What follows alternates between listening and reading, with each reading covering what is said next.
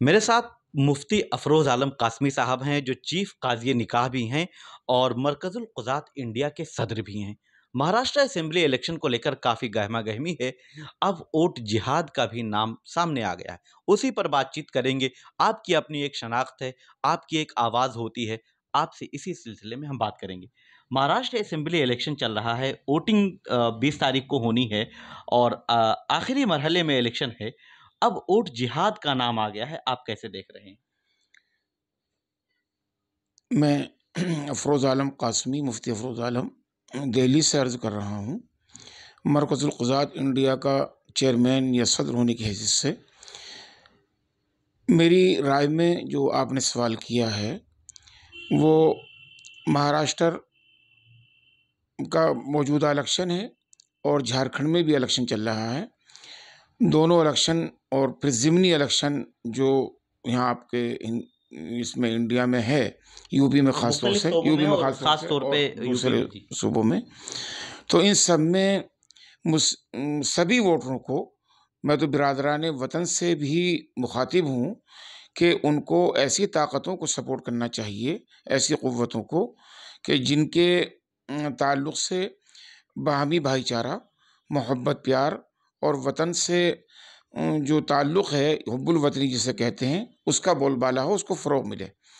आपसी नफ़रतें ना बढ़ें और आपस के ताल्लुकात में कशीदगी पैदा ना हो, एक दूसरे के खिलाफ महज़ आराई ना हो, ये होना चाहिए। महाराष्ट्र इलेक्शन का ख़ास तौर से अगर हम ज़िक्र करें, तो वहाँ हमने इलेक्शन से पहले भी एक प्रेस कॉन्फ्रेंस की थी, जिसमें हमारा मुद्दा यही था कि तमाम पार्टियों को, चाहे वो बीजेपी ही क्यों ना हो, सब सियासी पार्टियों का ये फ़र्ज़ बनता है कि वहाँ के तनासुब के हिसाब से जब वो वोटर मानते हैं वहाँ के लोगों को, कौमी तफ़रीक़ के बगैर, कौमों की तफ़रीक़ के बगैर कि कौन से मसलक से हैं, कौन से मज़हब से हैं, वोटर में ये नहीं चलता।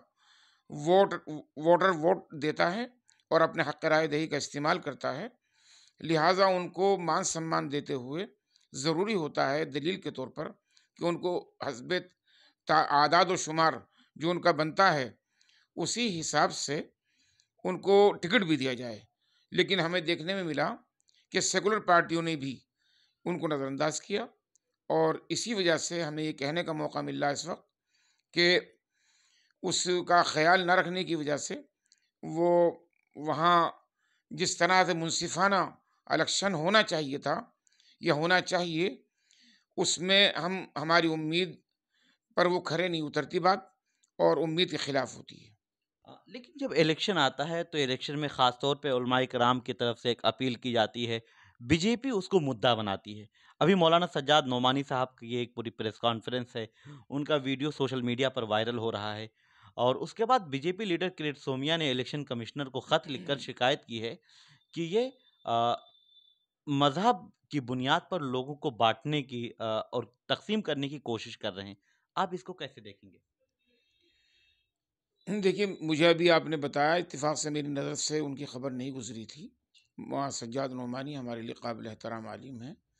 लेकिन बहरहाल फ़र्द से गलती होती है और मैं इसको ये समझता हूँ कि इस तरह से बात का रुख ना करके, चूँकि वो बसीरत रखने वाले आलिम हैं, दूरअंदेशी उनके अंदर है, सियासी बसीरत के हामिल हैं।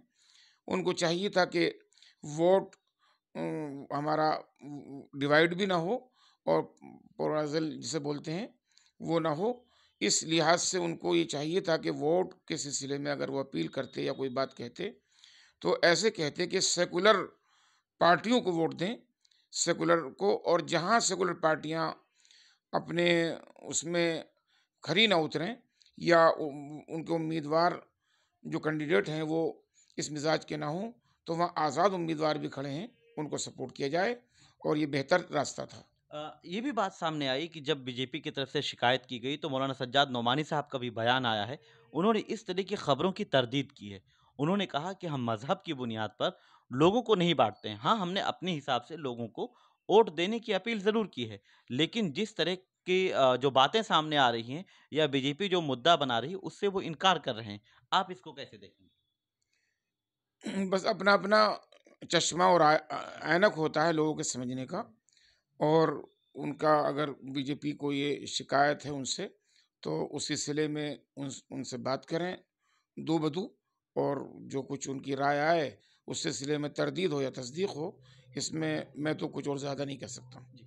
अभी आपने एक सवाल अपनी बातचीत के दौरान कहा कि जो आज़ाद उम्मीदवार हैं अगर वहाँ पर वो मुस्लिम उम्मीदवार हैं और मज़बूत पोज़ीशन में हैं, तो उनकी हिमायत करनी चाहिए। जब हम महाराष्ट्र के पूरे मंज़रनामा को देखते हैं और कई सीटों पर बात करते हैं, तो जैसे आरिफ़ नसीम खान अभी कांग्रेस के सीनियर लीडर हैं, लोकसभा इलेक्शन के दौरान वो नाराज़ हो जाते हैं। अ, बाद में कांग्रेस उनको मना लेती है, लोकसभा में टिकट नहीं दिया गया।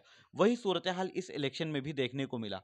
लेकिन अब जब हम देख रहे थे अंधेरी वेस्ट एक सीट है, वहाँ पर आरिफ मोइनुद्दीन शेख आज़ाद उम्मीदवार हैं और वहाँ पर दूसरी पार्टियों ने मुसलमानों को टिकट नहीं दिया है और बड़ी तादाद है वहाँ मुसलमानों की तकरीबन 85 से 90 हज़ार मुस्लिम वोटर्स हैं। तो इसको आप कैसे देखेंगे और यहाँ क्या करना चाहिए? देखिए, इस सिलसिले में साहिब नज़र यही बात कहेगा, और जिसके अंदर थोड़ी-सी वो होगी समझदारी और दूरंदेशी, तो वो यही होता है कि किसी भी स्टेट को सेकुलरिज़्म से जोड़ने के लिए और तंग नज़री से बचाने के लिए, ताकि वहाँ कोई सरासीमगी ना फैले, आपसी तनाव और शिद्दत उस तरह की ना हो, जैसे मुल्क में माहौल बन जाता है कभी-कभी एक-दूसरे के खिलाफ। यही वोटर के अंदर भी बेदारी रहनी चाहिए, नज़र खुली होनी चाहिए कि ये, जैसा कि खुसूसन मुसलमान वोटर होते हैं, ये बात तो कहने में कोई हर्ज नहीं है। ये कोई किसी तरह की ऐसी बात नहीं है, पोलराइज़ेशन करना है हम वोटों का, बल्कि ये है कि मुसलमान शरई एतबार से भी इस बात का उस पे फ़र्ज़ बनता है कि वो अपने हक़ राय दही का इस्तेमाल जो करता है, वो अमानतदारी से करे, दियानतदारी से करे, किसी लालच में या रोब में आकर या डर खौफ में ना करे।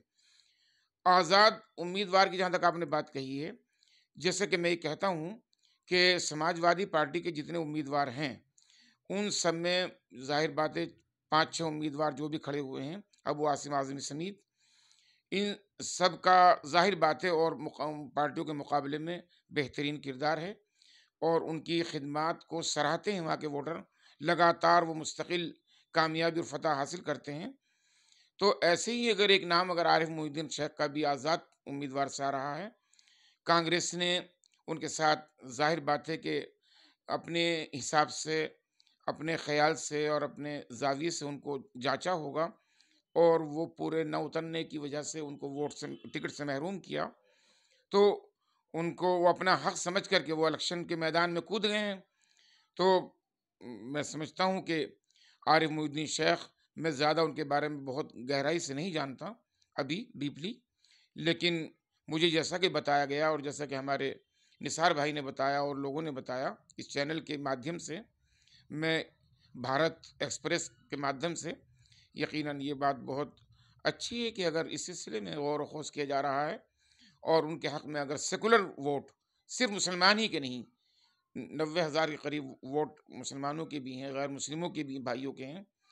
ज़ाहिर बात है वो इसको अगर लेके चलेंगे, तो एक अच्छा माहौल, खुशगवार माहौल बनेगा, और महाराष्ट्र की सरज़मीन पर एक सेकुलरिज़्म का परचम लहराएगा, और जो आपसी रस्साकशी है उसमें कमी आएगी। जी। आखिरी सवाल ये है कि जब इलेक्शन आता है तो इलेक्शन से पहले मुतालबात किए जाते हैं, लेकिन इलेक्शन में मुसलमानों को टिकट नहीं दिया जाता है। ये सवाल बार-बार उठता रहा है। आखिर ऐसा क्यों है कि आप जैसी शख्सियात हैं, जो मिली तंज़ीमों के रहनुमा हैं दबाव बनाने में नाकाम हो जाती हैं? इसे कैसे देखेंगे आप? देखिए, ये तो मनसूबाबंद तरीके से मुस्लिम तंज़ीमें हों या कोई भी एनजीओ हो या कोई भी ट्रस्ट हो, कोई वो हो जमात, जमीयत, उन सबको नज़रअंदाज करने की एक मुहिम है, और उनको बेअसर बनाने के लिए प्रोग्राम तैयार हो रहे हैं, और इस सिलसिले में उनको क्रिमिनल बल्कि बनाने की कोशिश की जाती है कि ये जैसा कि जुर्म होता है वोट की अपील करना, जबकि दूसरे लोग इस बारे में करते भी हैं, कहते भी हैं, और आईन मुखालिफ बयानात भी दागते रहते हैं। तो आईन का, दस्तूर का ये हक़ है कि जहाँ को रुझान हो, वहाँ आदमी सपोर्ट भी करे और वोट भी करे। हमें अभी जैसा कि अपनी दौरान गुफ्तगू कहा था कि जनाब आरिफ मोहिउद्दीन शेख को हमने कहा, और अबू आसिम आज़मी और उनके तमाम साथी समाजवादी के, और कांग्रेस के भी सेकुलर जो कैंडिडेट हैं और विकास आघाड़ी के जो कैंडिडेट्स हैं, यकीनन ये बिल्कुल सेकुलर एक तरह से गठबंधन है। और मैं समझता हूँ कि मुकाबला 2 ही पार्टियों में होता है। और एक तरफ महागठबंधन है अघाड़ी, और एक तरफ भाजपा है, बीजेपी की महायुति है। तो बिलाशुबा जहाँ भी सेकुलर उम्मीदवार हैं, मैं तो यहाँ तक कहता हूँ अगर सेकुलर मिजाज का कैंडिडेट बीजेपी का भी है तो उसको भी सपोर्ट करें, बीजेपी का भी, चाहे वो मुसलमान हो या गैर मुस्लिम हो। लेकिन ख़ास तौर से ज़ाहिर बात है कि हर आदमी ये चाहता है कि हमारे मिजाज का, हमारे ख़्याल का हो। तो आरिफ मोइनुद्दीन शेख के सिलसिले में जैसे कि बात आई, तो ये आज़ाद उम्मीदवार हैं, इसलिए इनको अलग से कहना पड़ रहा है कि ये मैदान अमल में जब कूदेंगे तो इन्होंने ये वो लिया है, एक तरह से अपना संघर्ष करना चाहते हैं और ऐलान करेंगे ये इंशाअल्लाह काम करने का कि फ़र्द कायम रब्त मिल्लत से तन्हा कुछ नहीं, मौज दरिया में बैरून दरिया कुछ नहीं। तो ये बिलाशुबा कामयाब होने के बाद भी महागठबंधन अघाड़ी का हिस्सा बनेंगे वहाँ विकास का, और उस सिलसिले में ज़रूर वो उम्मीद जो वोटरों की है वो रंग लाएगी।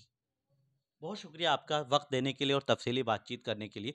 तो मुफ्ती अफरोज़ आलम कासमी ने एक तरफ मुसलमानों को टिकट नहीं दिए जाने पर सवाल उठाया, क्योंकि मुल्क की गंगा जमुनी तहजीब के लिए और आपसी भाईचारा को कायम करने के लिए असेंबली में या लोकसभा में उनको नुमाइंदगी दी जानी चाहिए। यही मुतालबा एक बार फिर आपने दोहराया, और साथ साथ जो महाराष्ट्र में अबू आसिम आज़मी और कुछ समाजवादी पार्टी के उम्मीदवारों के साथ साथ आपने अंधेरी वेस्ट से जो आज़ाद उम्मीदवार हैं आरिफ मोइनुद्दीन शेख, उनकी हिमायत की भी अपील करते हुए मुसलमानों के साथ साथ गैर मुस्लिम भाइयों से भी अपील की है कि ऐसे उम्मीदवारों को वोट देना चाहिए और उन्हें जिताकर असेंबली में पहुंचाना चाहिए। भारत एक्सप्रेस के लिए मैं निसार अहमद खान, भारत एक्सप्रेस, दिल्ली। हमारी वीडियो आपको पसंद आए तो लाइक कीजिए, शेयर कीजिए और सब्सक्राइब कीजिए। साथ ही कमेंट बॉक्स में आप अपनी राय भी जरूर दें। और हाँ, अगर फेसबुक पर आप वीडियो देख रहे हैं तो हमारे पेज को फॉलो करना ना भूलें।